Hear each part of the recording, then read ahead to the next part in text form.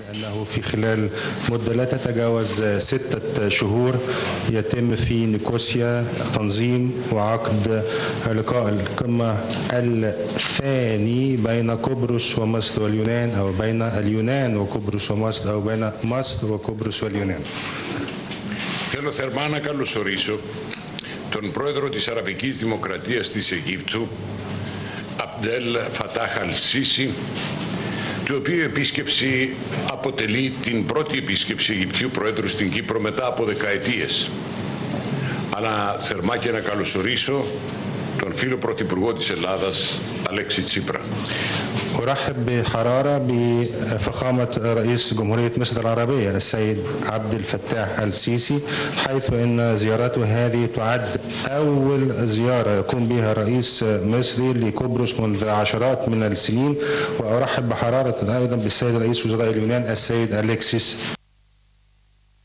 Κατά τη σημερινή σύνοδο είχαμε την ευκαιρία στη βάση της διακήρυξης του Καΐρου να εξετάσουμε τρόπους τόσο περαιτέρω ευάνθησης της ήδη στενής συνεργασίας μεταξύ των κρατών μας σε υφιστάμενους τομείς δράσεων, αλλά και να αναπτύξουμε ιδέες για διεύρυνση σε νέα πεδία συνεργασίας.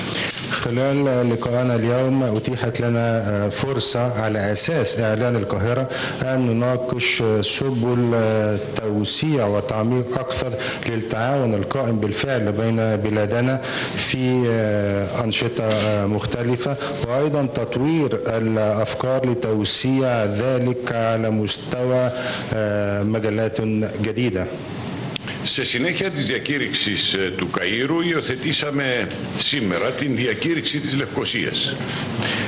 Μια διακήρυξη η οποία αποτελεί σημείο αναφοράς αλλά και συνέχεια της προτεραίας για τις προτεραιότητες μας τόσο στους τομείς της τριμερούς συνεργασίας μας όσο και σε όλα τα ζητήματα που συζητήσαμε σήμερα.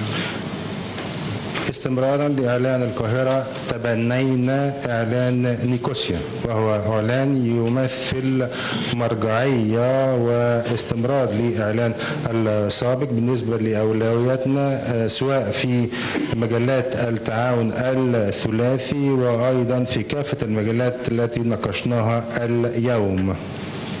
Επιβεβαιώσαμε ότι ο τριμερής διάλογος και η τριμερή συνεργασία προάγει την ειρήνη, τη σταθερότητα, την ασφάλεια και την ευημερία στην Ανατολική Μεσόγειο. قد أكدنا أن الحوار الثلاثي والتعاون الثلاثي يتقدم خطى إلى الأمام بالنسبة للسلام والاستقرار والأمن والرخاء في منطقة الشرق البحر المتوسط. Μια συνεργασία που περιλαμβάνει τους τομείς της πολιτικής συνεργασίας, της οικονομικής, του εμπορίου, του πολιτισμού και του τουρισμού, χωρίς ποτέ να αποκλείουμε τη συνεργασία στα θέματα ενέργειας.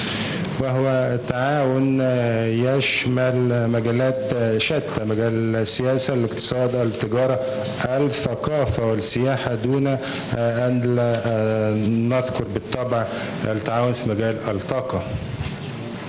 Θα ήθελα να πω πως επιπλέον αυτός ο τριμερής μηχανισμός αποτελεί παράδειγμα των ωφελημάτων που απορρέουν από ένα ευρύτερο περιφερειακό διάλογο, μεταξύ άλλων μέσω του στενού συντονισμού ενεργειών και δράσεων σε διεθνή φόρα, καθώς και μέσω των προσπαθειών για την περαιτέρω εμβάθυνση των σχέσεων μεταξύ της Ευρωπαϊκής Ένωσης και του αραβικού κόσμου. بالإضافة إلى ذلك فإن هذه الآلية الثلاثية تعد مثال ونموذج للفوائد التي تعود من خلال حوار أوسع على المستوى الإقليمي، وأيضا من خلال التنسيق الوثيق للإجراءات والأنشطة على مستوى المحافل الدولية، وأيضا بالإضافة إلى ذلك الجهود التي تبذل لتوسيع وتعميق أكثر للعلاقة بين الاتحاد الأوروبي والعالم العربي. Ταυτόχρονα επαναλάβαμε αυτό που πολλές φορές έχουμε διακηρύξει, ο διάλογος και η συνεργασία των τριών κρατών δεν στρέφεται εναντίον καμιάς άλλης χώρας. Αντίθετα, αποτελεί το πρότυπο για ανάλογες συνεργασίες με το σύνολο των κρατών της περιοχής. في ذات الوقت قررنا ما كناه وأعلناه مرارا أن التعاون والحوار بين الدول الثلاث لا يوجه ضد أي دولة ثالثة، بل بالعكس يعد نموذج يحتذى به لأوجه وأشكال تعاون شبيهة مع بقية ومجموع الدول في المنطقة. Όπως είχα προαναφέρει, ένα από τα θέματα που μας απασχόλησε αφορούσε την ενεργειακή συνεργασία.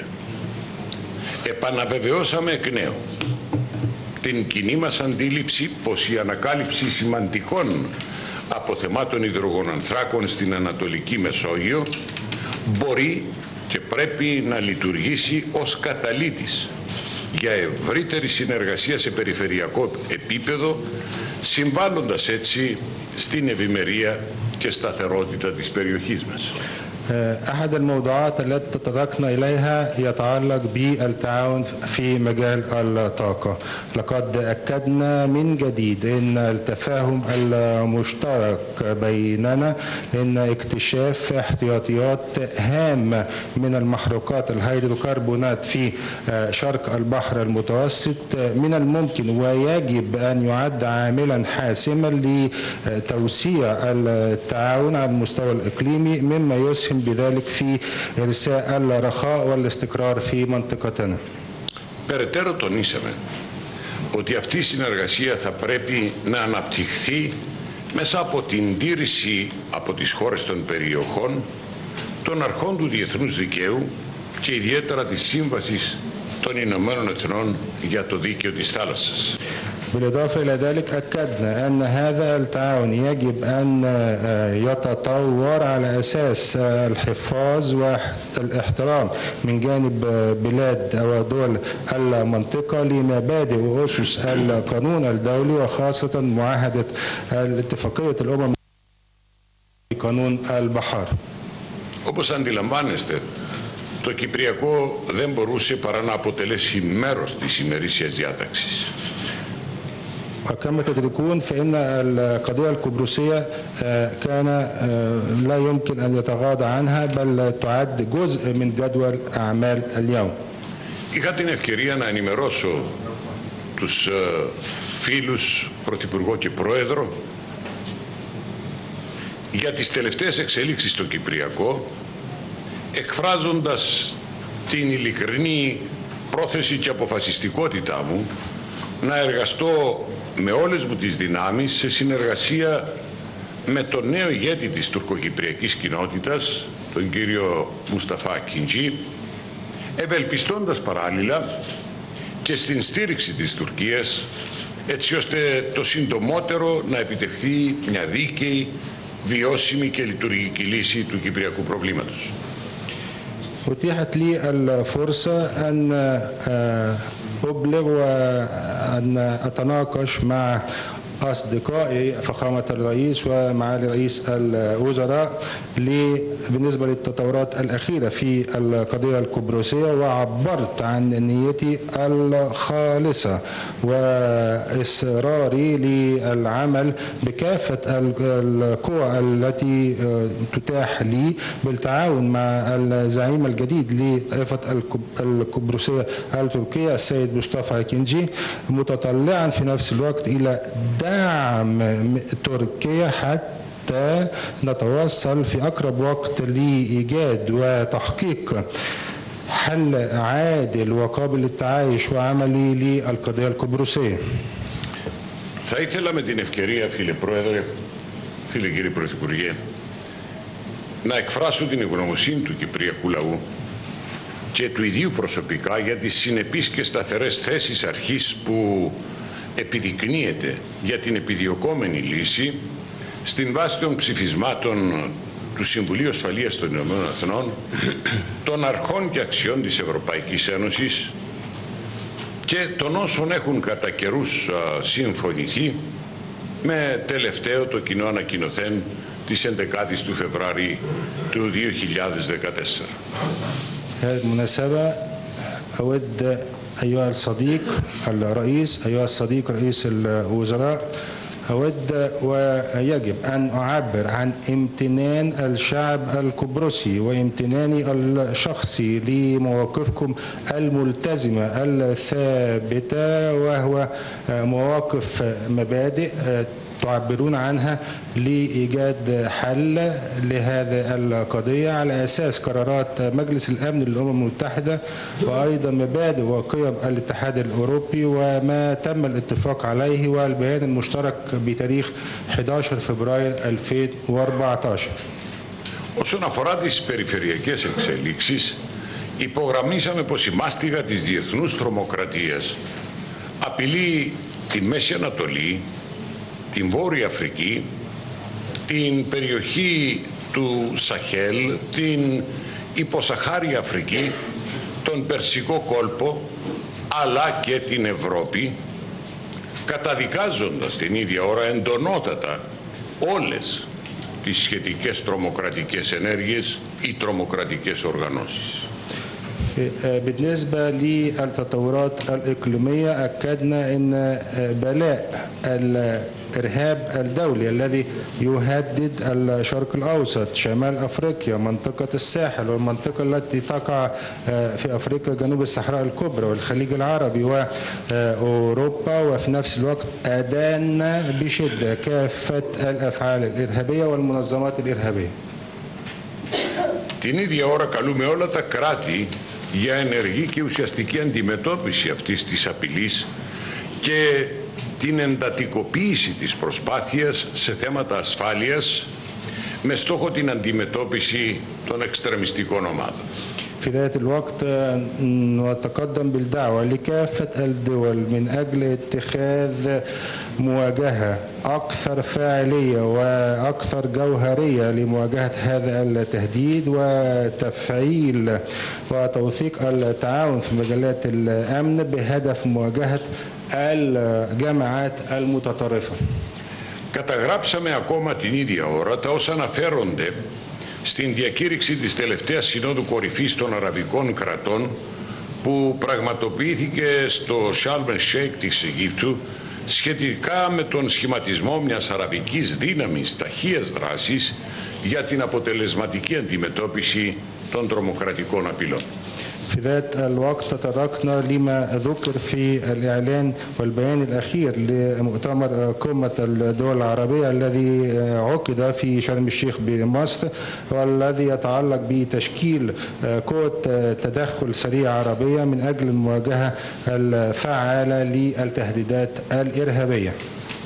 Πέραν των πιο πάνω, εκφράσαμε την ιδιαίτερη μας ανησυχία για την επιδείνωση της κατάστασης της ασφάλειας στην Λιβύη, αλλά και την αυξανόμενη τρομοκρατική απειλή στη χώρα, η οποία δεν επηρεάζει μόνο αυτό καθεαυτό την Λιβύη, αλλά και την ασφάλεια και σταθερότητα στις γειτονικές χώρες της Ευρώπης μη εξαιρουμένης. بالإضافة إلى ما تم ذكره سابقا، عبرنا عن قلقنا الخاص بالنسبة لتدهور الوضع الأمني في ليبيا والتهديد الإرهابي المتزايد في البلد، وهو ما يؤثر أيضا على أمن واستقرار الدول المجاورة بدون استثناء حتى الأوروبا.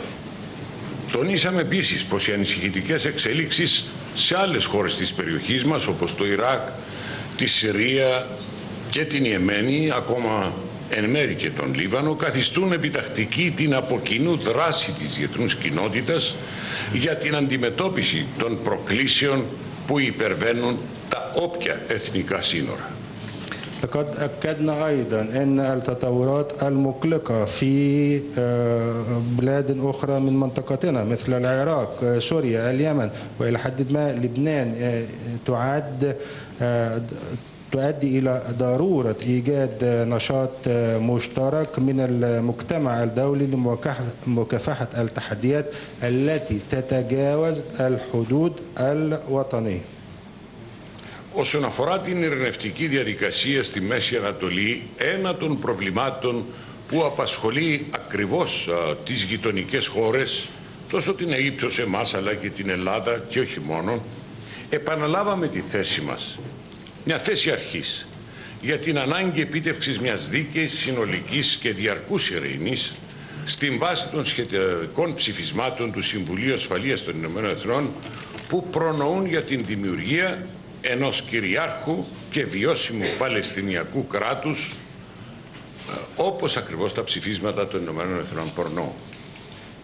بالنسبة لعملية السلام في الشرق الأوسط قررنا موقفنا وهو أمر يهم اليونان وقبرص.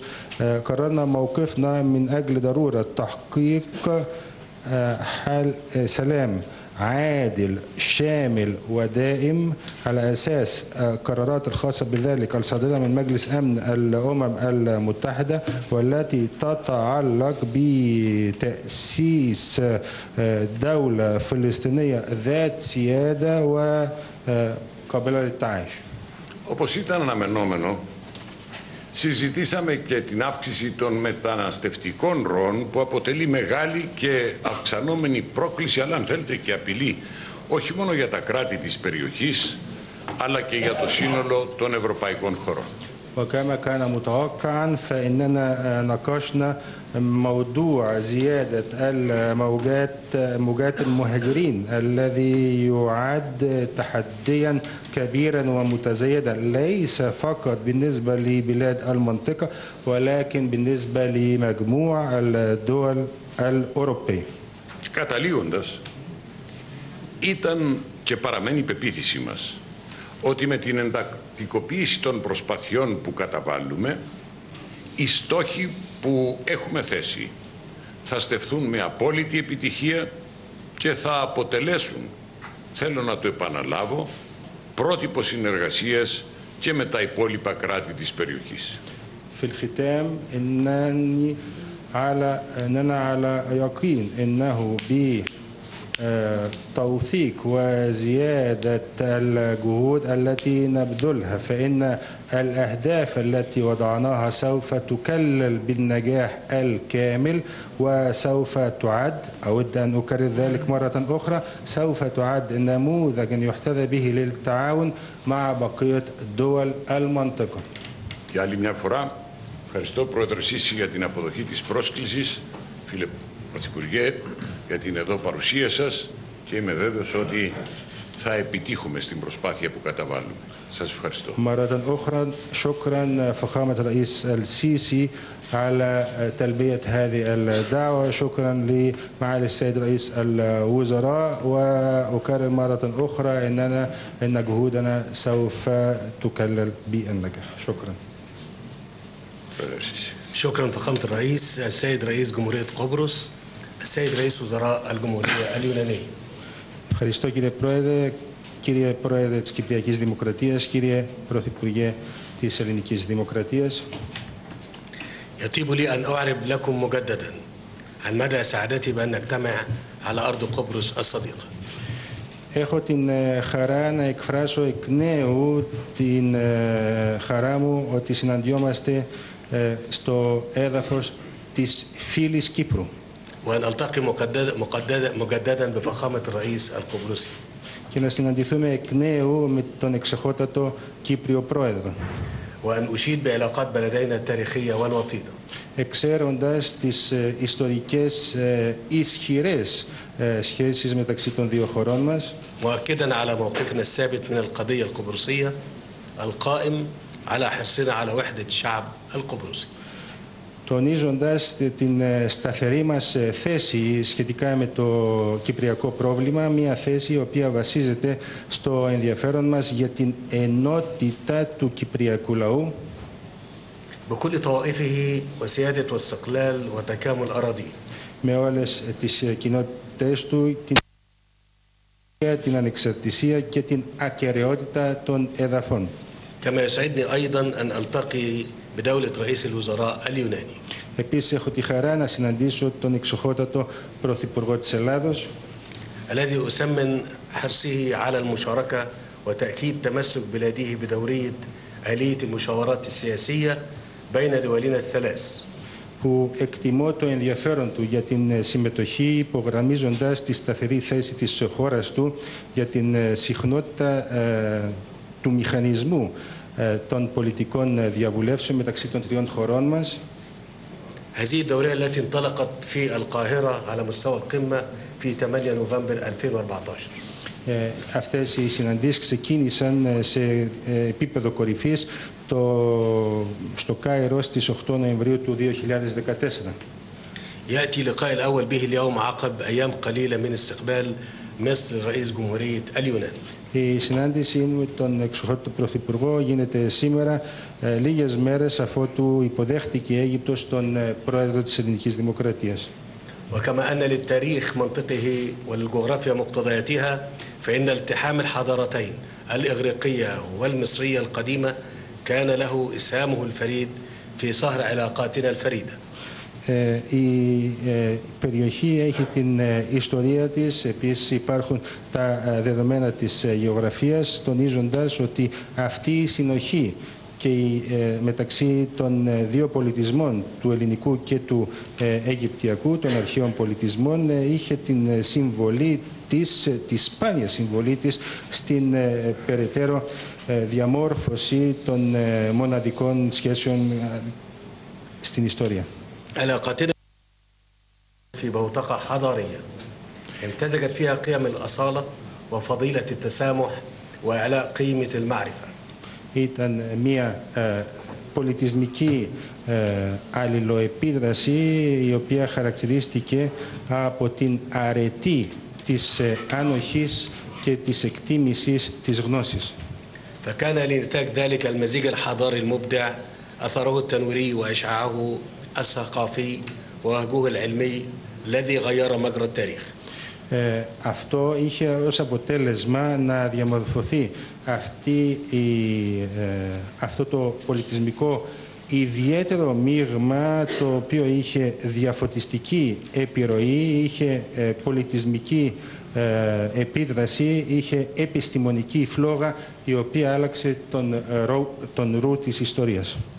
وإننا إذ كنا نستمد العزيمة من استذكار ماضينا وتراثنا المشترك فإننا نتطلع سويا إلى صنع مستقبل مشرق يوفر الحياة الكريمة لشعوبنا لكي تعيش في حقبة تقديرا للمواقف القوية التي اتخذتها دولتان. Έχοντας ως πηγή της αποφασιστικότητάς μας την αναμόχλευση του παρελθόντος και της κοινής μας παράδοσης, ωστόσο προσδοκούμε στην διαμόρφωση ενός λαμπρού μέλλοντος, το οποίο θα εξασφαλίζει την καλή ζωή στους λαούς μας. علاقات يسودها السلام والتسامح والاستقرار والرفاهية والعدالة الاجتماعية. Μέσα στα πλαίσια σχέσεων τα οποία χαρακτηρίζονται από την ανοχή, την ειρήνη, τη σταθερότητα, την ευημερία και την κοινωνική δικαιοσύνη. يجمع البحر المتوسط بيننا ويكاد يحفزنا على تبني صيغة العيش المشترك. Η Μεσόγειος θάλασσα ενώνει μεταξύ μας και σχεδόν μας προτρέπει στην υιοθεσία μιας κοινής φόρμας συμβίωσης.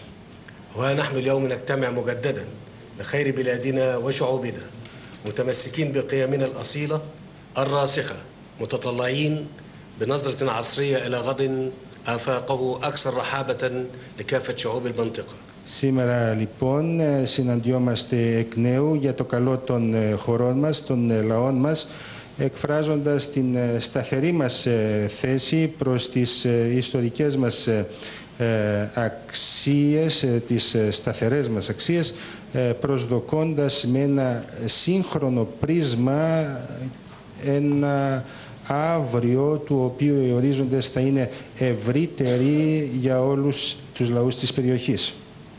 إن شعب مصر يتابع باهتمام اجتماعنا اليوم ولعلكم شعرتم بالمكانة التي تحتلها قبرص واليونان لدى الشعب المصري. Ο λαός της Αιγύπτου παρακολουθεί με ενδιαφέρον στην συνάντησή μας σήμερα και πιστεύω ότι αισθάνεστε την θέση που κατέχουν η Κύπρος και η Ελλάδα για τον Αιγυπτιακό λαό. فهي مكانة مكتسبة على مر التاريخ إلا أنها ازدادت رسوخا في نفوس المصريين تقديرا للمواقف القوية التي اتخذتها الدولتان لمساندة الإرادة الشعبية المصرية الحرة في 30 يونيو 2013. Είναι μια θέση η οποία αποκτήθηκε από την πάροδο της ιστορίας, ωστόσο έχει εδραιωθεί περαιτέρω στις καρδιές των Αιγυπτίων ως ένδειξη εκτίμησης για τις ισχυρές θέσεις που εξέφρασαν οι δύο χώρες για την στήριξη της ελεύθερης Αιγυπτιακής λαϊκής βούλησης που εκδηλώθηκε στις 30 Ιουνίου του 2013. ناقشنا اليوم فتح آفاق جديدة للتعاون بين بلادنا في المجالات الاقتصادية والتجارية منها والاستثمارية. Σήμερα συζητήσαμε να ανοίξουμε νέους ορίζοντες συνεργασίας μεταξύ των χωρών μας στους οικονομικούς, εμπορικούς και επενδυτικούς τομείς. وكذا في مجالات الطاقة والسياحة والنقل البحري. Καθώς επίσης στους τομείς ενέργειας, τουρισμού και ναυτιλιακών μεταφορών. خاصة في أعقاب مؤتمر دعم وتنمية الاقتصاد المصري الذي انعقد في شرم الشيخ في الفترة من 13 إلى 15 مارس الماضي. Ιδιαίτερα μετά την διάσκεψη στήριξης και ανάπτυξης της Αιγυπτιακής οικονομίας που συνήλθε στην πόλη του Σharm el-Sheikh από τις 13 μέχρι τις 15 Μαρτίου του 2015. هذا المؤتمر الذي أظهر الحيوية التي يتمتع بها الاقتصاد المصري والفرص الكامنة للاستثمار فيها ولقد عكست المشاركة الدولية الواسعة في المؤتمر الثقة المتزايدة في إمكانات النهوض الاقتصادي والاجتماعي لمصر. Μία διάσκεψη από την οποία εκδηλώθηκε και προβλήθηκε η ζωτικότητα που διακρίνει την Αιγυπτιακή οικονομία και οι υφιστάμενες επενδυτικές ευκαιρίες. Η ευρεία διεθνής συμμετοχή στην διάσκεψη αντανακλά την αυξανόμενη εμπιστοσύνη στις δυνατότητες ανάπτυξης και ανάκαμψης είτε σε οικονομικό είτε σε κοινωνικό επίπεδο στην Αίγυπτο στο προσεχές διάστημα. إمكانيات كبيرة لمصر في الفترة المقبلة ومن ثم فإننا توافقنا على أن نرتقي بمستوى التعاون بيننا بما يتناسب مع مستوى العلاقات والتنسيق السياسي القائم بيننا ولكي توفر دولنا مدخلا طبيعيا لتعزيز التعاون بين إفريقيا وأوروبا. Επομένως, έχουμε συμφωνήσει να αναβαθμίσουμε το επίπεδο της μεταξύ μας συνεργασίας προκειμένου να είναι αναλογικό με το επίπεδο των πολιτικών σχέσεων καθώς επίσης του πολιτικού συντονισμού που υφίσταται μεταξύ μας προκειμένου οι χώρες μας να γίνουν μια φυσική πύλη για την ενίσχυση της συνεργασίας μεταξύ Αφρικής και Ευρώπης. وفيما يتعلق بشؤون منطقتنا المشتركة فقد توافقت رؤانا حول أهمية توافر الإرادة الجماعية لدحر الإرهاب والقضاء عليه. Σχετικά με τα θέματα που αφορούν την κοινή μας περιοχή, τα οράματά μας έχουν συμφωνήσει σχετικά με την σημασία εξασφάλισης της ομαδικής βούλησης για την αντιμετώπιση και καταπολέμηση της τρομοκρατίας. من خلال رؤية شاملة تشمل كافة الأبعاد السياسية والاجتماعية والتنموية. Μέσα από ένα γενικό όραμα το οποίο περιλαμβάνει όλες τις πολιτικές, κοινωνικές και αναπτυξιακές διαστάσεις. وتأتي مدعومة بجهود المجتمع الدولي لتكفيف منابع الإرهاب ووقف إمداد الجماعات المتطرفة بالمال والسلاح. Και εντάσσονται και στηρίζονται στην υποστήριξη των προσπαθειών της διεθνούς κοινότητας για να στεγνώσουν πλέον οι πηγές της τρομοκρατίας και να σταματήσει ο εφοδιασμός των εξτρεμιστικών οργανώσεων με χρήμα και όπλα. ويؤلمنا جميعا أن تقوم جماعات التطرف والإرهاب التي تستقي أفكارها المتطرفة والعنيفة من مصدر واحد بارتكاب جرائمها تحت ستار الدين، ونرى تلك الجرائم البشعة في صور مجازر جماعية آثمة يتم اختيار ضحاياها وفقا للهوية والديانة. Μας λυπεί όλους ότι αυτές οι ομάδες του εξτρεμισμού και της τρομοκρατίας, οι οποίες αντλούν τις εξτρεμιστικές βίαιες αντιλήψεις τους και σκέψεις τους από μία πηγή, μας λυπεί ότι διαπράττουν αυτά τα εγκλήματα κάτω από την σκέπη και το πρόσχημα της θρησκείας, μια θρησκεία που είναι αθώα από αυτούς, και βλέπουμε αυτά τα αποτρόπαια εγκλήματα σε μορφή ομαδικών σφαγών, όπου επιλέγονται τα θύματα σύμφωνα με την ταυτότητα και το θρήσκευμά τους.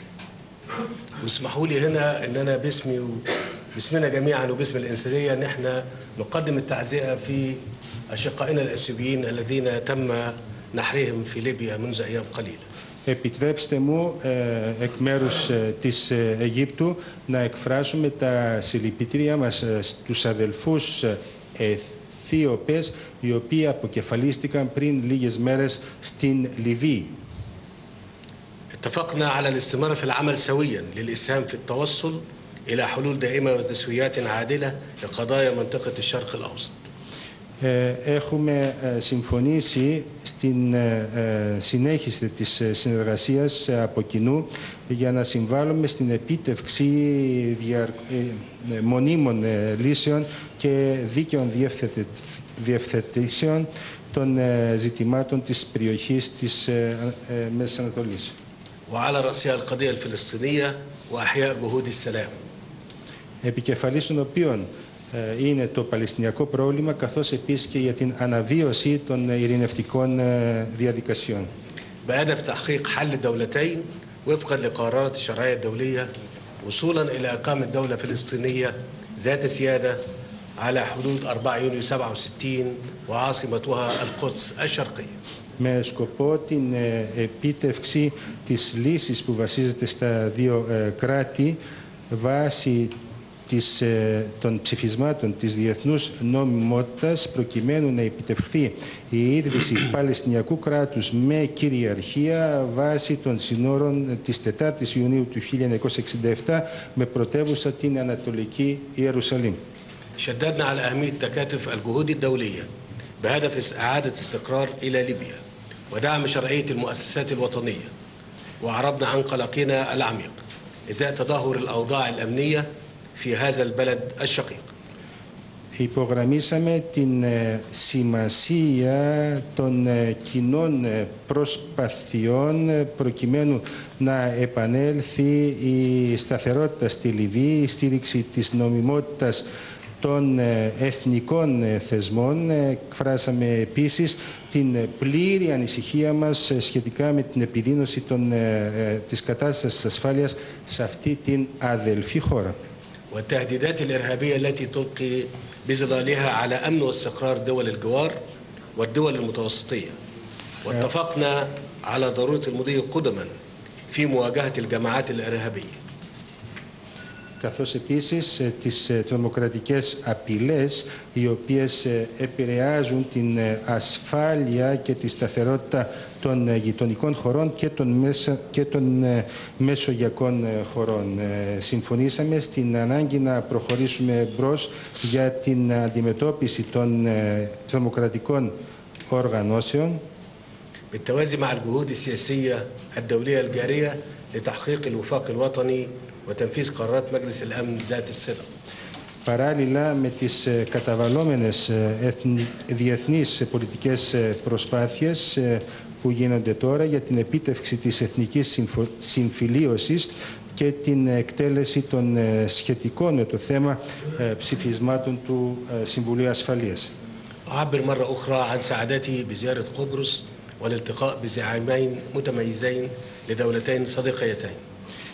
Για άλλη μια φορά εκφράζω την χαρά μου για την επίσκεψη της Κύπρου και τη συνάντησή μου με δύο ξεχωριστούς ηγέτες σε δύο φίλες χώρες. وأرى أن اجتماع القمة الثاني لدولنا الذي يجيء بعد 6 أشهر فقط من اجتماعنا الأول يعكس بوضوح عزم دولنا على تعميق التعاون فيما بينها. Πιστεύω ότι η σύγκληση της διάσκεψης κορυφής, της δεύτερης των χωρών μας, η οποία συνέρχεται μετά την πάροδο μόλις 6 μηνών από την πρώτη συνάντησή μας, αντανακλά με ευκρίνεια την βούληση των χωρών μας για την εμβάθυνση των μεταξύ μας συνεργασιών. بما يصون مصالح شعوبنا ودعم الأمن والاستقرار ومكافحة الإرهاب في الشرق المتوسط ومنطقة الشرق الأوسط. Διαφυλάττοντας τα συμφέροντα των χωρών μας και στηρίζοντας την ασφάλεια, τη σταθερότητα και την καταπολέμηση της τρομοκρατίας στην Ανατολική Μεσόγειο και την Μέση Ανατολή. ويوفر نموذجا ناجحا للتعاون الأورو-متوسطي لصالح مواطنينا. Διαθέτοντας έτσι και εξασφαλίζοντας ένα πετυχημένο μοντέλο ευρωμεσογειακής συνεργασίας προς όφελος των πολιτών μας. أشكركم باسم كل مصري ومصرية على حفاوة الاستقبال والأجواء الإيجابية التي سادت الزيارة. Σας ευχαριστώ εκ μέρους κάθε Αιγυπτίου και Αιγυπτίας για την θερμή υποδοχή και το θετικό κλίμα που κυριάρχησε στην επίσκεψη. وما لمسناه في اجتماعاتنا من نية صادقة وإرادة سياسية واضحة لإعطاء دفعة جديدة لعلاقاتنا المتميزة.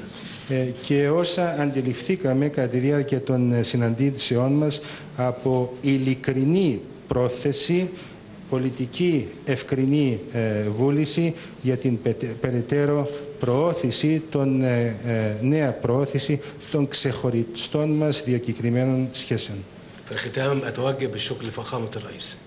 Τέλος, θέλω να ευχαριστήσω την αυτού εξοχότητα τον κύριο Πρόεδρο. Ευχαριστώ.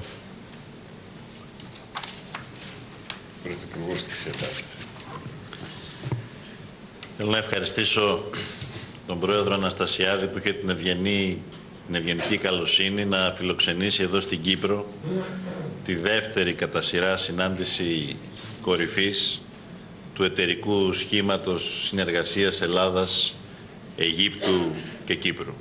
أود في البداية أن أشكر فخامة السيد رئيس قبرص السيد أنستاسياديس الذي تقدم بالدعوة لعقد هذا اللقاء للآلية الثلاثية بين مصر قبرص واليونان. Και μου έδωσε έτσι την ευκαιρία να γνωρίσω και από κοντά τον Πρόεδρο Σίση, να ανακαλύψω πόσο στενός φίλος της Ελλάδας και της Κύπρου είναι και πόσο σημαντικό είναι από εδώ και στο εξής να δουλέψουμε μαζί, ώστε η φιλία και η συνεργασία, τα αισθήματα φιλίας και συνεργασίας που ενώνουν τους λαούς μας από αρχαιοτάτους χρόνους να έχουν ένα συγκεκριμένο αντίκτυπο σε πρωτοβουλίες για την εμπέδωση της σταθερότητας στην περιοχή μας, στο σήμερα και στο αύριο. وأعطى لي الفرصة للتعرف على فخامة السيد الرئيس عبد الفتاح السيسي وطبعا تربطنا علاقات على مدى التاريخ مما يعطي لنا الدفع للقيام بمبادرات وتوثيق التعاون فيما بيننا من أجل اليوم ومن أجل الغد. Στο πλαίσιο των συνομιλιών μας κατά την δεύτερη κατά σειρά συνάντηση κορυφής του τριμερούς μας σχήματος, είχαμε την ευκαιρία να συζητήσουμε πλευρές της συνεργασίας μας και δράσεων εμβάθυνσής της σε μια σειρά από τομείς.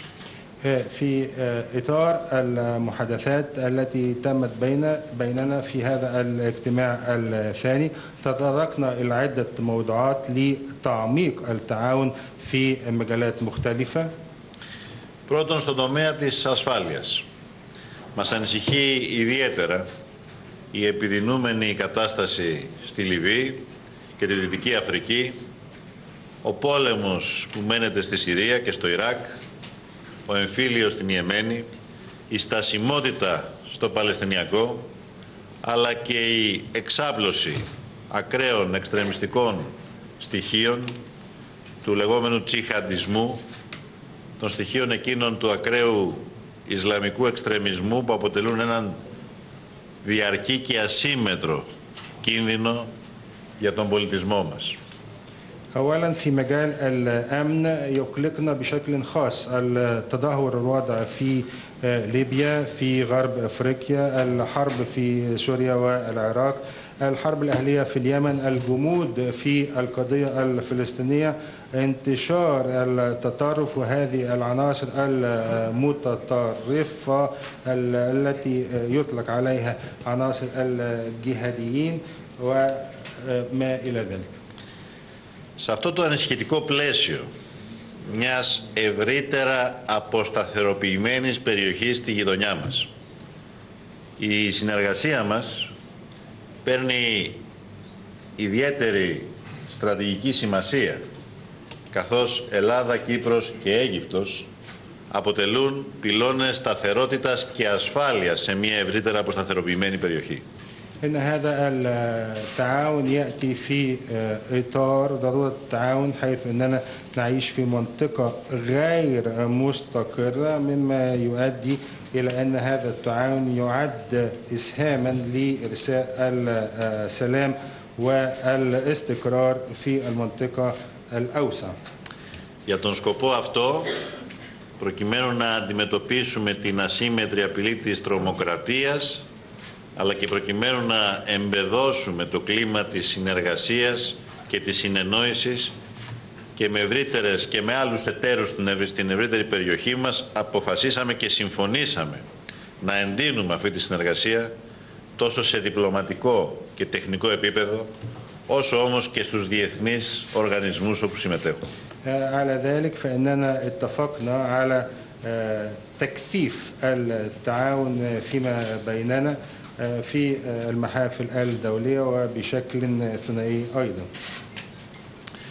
Δεύτερον, αποφασίσαμε και συμφωνήσαμε να ενισχύσουμε την συνεργασία μας στην οικονομία και το εμπόριο με την δημιουργία και τη σύγκληση συναντήσεων τεχνικών μας ομάδων για το σκοπό αυτό, και στην κατηδίαν συνάντησή μου με τον πρόεδρο Σίση συμφωνήσαμε και για μια νέα τεχνική ομάδα για την οικονομία και το εμπόριο ανάμεσα στην Ελλάδα και στην Αίγυπτο. Μας αφορά και μας ενδιαφέρει ιδιαίτερα και εμένα προσωπικά αλλά και τον πρόεδρο Αναστασιάδη να συμμετάσχουν επιχειρήσεις και εταιρείες ελληνικού και κυπριακού ενδιαφέροντος στο φιλόδοξο σχέδιο ανασυγκρότησης της αιγυπτιακής οικονομίας που επεξεργάζεται και ετοιμάζεται να υλοποιήσει ο πρόεδρος Σίση. ثانيا اتفقنا على ضرورة دعم التعاون في المجال الاقتصادي والمجال التجاري، وأيضا عقد اجتماعات للفرق واللجان الفنية، وأكدنا أنني أهتم أنا وفخامة السيد الرئيس أنستاسيادس لمشاركة الجانب والشركات اليونانية في الخطة الكبيرة التي يقوم بها فخامة الرئيس عبد الفتاح السيسي، خطة إعادة إنماء مصر. Μιλήσαμε ειδικότερα για έργα και συνέργειες στους τομείς της ενέργειας, των μεταφορών, της ναυτιλίας, του τουρισμού. لقد تحدثنا عن مشروعات خاصة في مجالات الطاقة، النقل، الملاحة والسياحة. Οι χώρες μας βρίσκονται στο σταυροδρόμι τριών υπήρων. Οι ευκαιρίες αναβάθμισης της κομβικής αυτής θέσης των χωρών μας για το εμπόριο, την οικονομική συνεργασία, την ενέργεια, τις μεταφορές δεν αφορούν αποκλειστικά τις χώρες μας. Αφορούν κατά μία ευρύτερη οπτική την ανάπτυξη οικονομικής συνεργασίας των χωρών μας, που θα αφορά όμως την οικονομική ανάπτυξη της Ευρώπης, της Ασίας και της Αφρικής. تقع بلادنا عند مفترق طرق ثلاث قارات، والفرص الخاصة بالتنمية تتمثل وترتبط بالموقع المحدد لهذه البلاد بالنسبة للطاقة، بالنسبة للتجارة، وبالنسبة للنقل. وهذه أشياء لا تهم فقط بلادنا ولكن تهم أيضا التنمية على مستوى أوروبا، آسيا وأفريقيا. Και βεβαίως η οικονομική συνεργασία, η εμπορική συνεργασία, η ενεργειακή συνεργασία των χωρών της περιοχής Ανατολικής Μεσογείου συμβάλλουν αποτελεσματικά, θα έλεγα αποτελούν προϋπόθεση για την εμπέδωση της ευημερίας αλλά και της ειρήνης και της σταθερότητας στην ευρύτερη. أكدنا أن التعاون في مجال الطاقة هو محدد حاسم لتحقيق الرخاء في منطقة شرق البحر المتوسط والسلام والاستقرار في المنطقة الأوسع.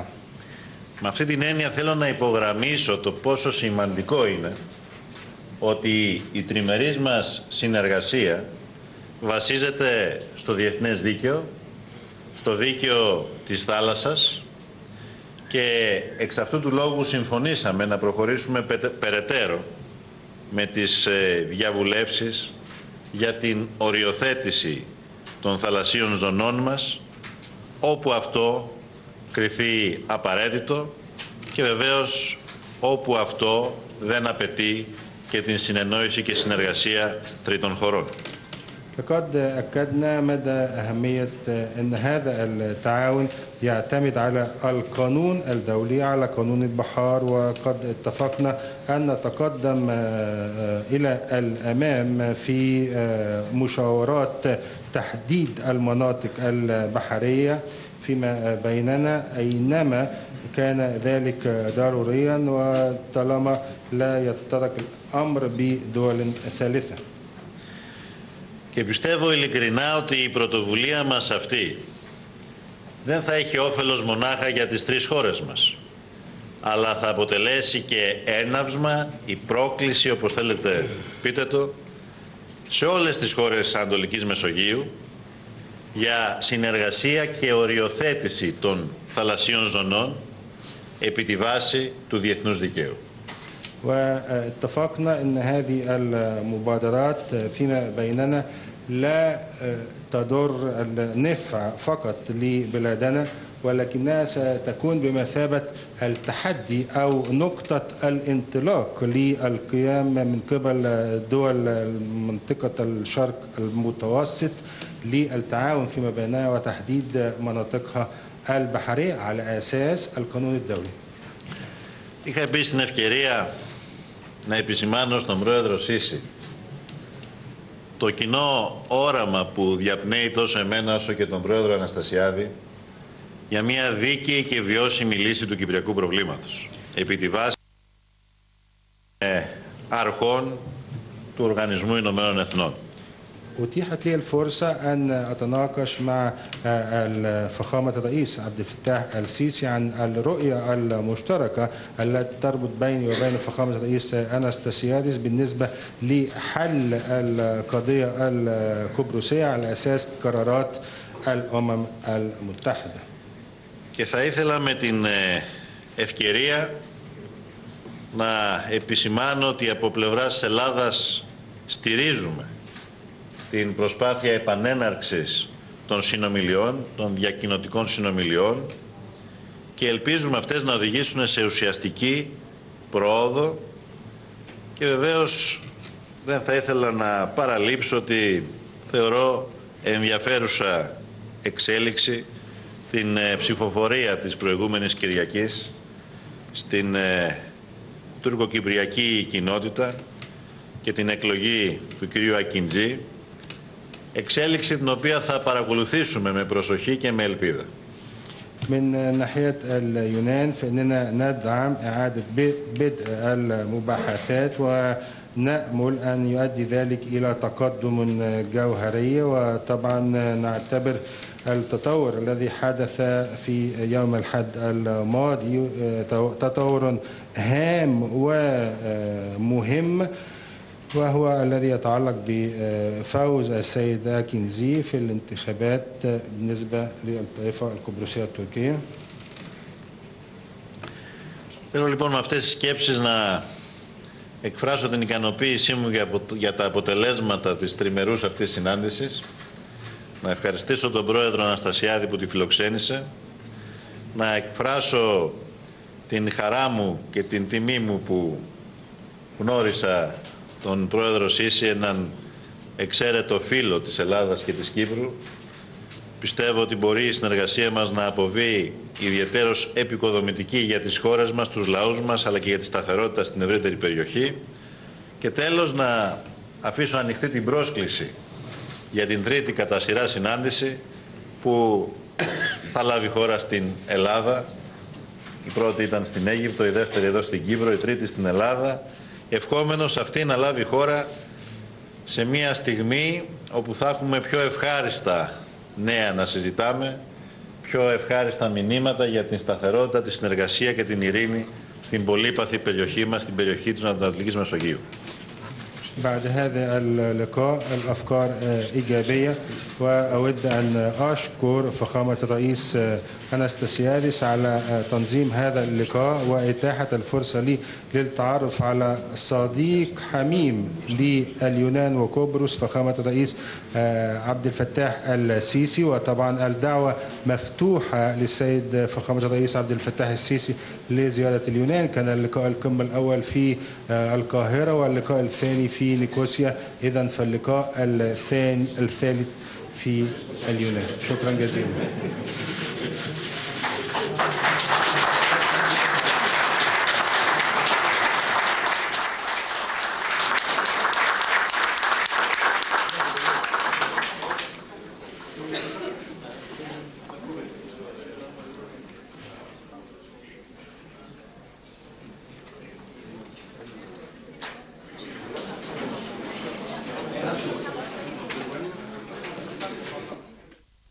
تابعنا